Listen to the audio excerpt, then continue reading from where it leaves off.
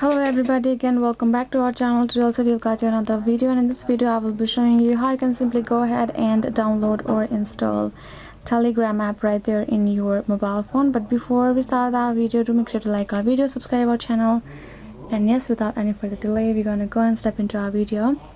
So if you want to do so, first of all, go ahead and open your Play Store or App Store right there in your mobile phone.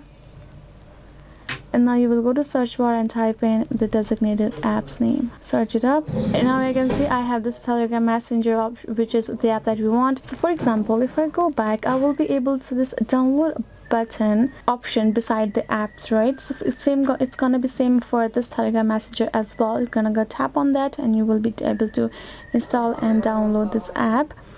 But for me, it's already downloaded, so it's showing open option. So once you're done downloading, you will be able to see this open option right there. So yes guys, this is the very easy way. You can go ahead, go access your Play Store apps rather than a mobile phone. If it's apps, Play Store, tap on that install option that will be given right there and have that app there in your mobile phone. So yes guys, this is it. This is how you can simply do it. I hope this video was helpful. Thank you so much for watching, and yes, I'll see you guys next time.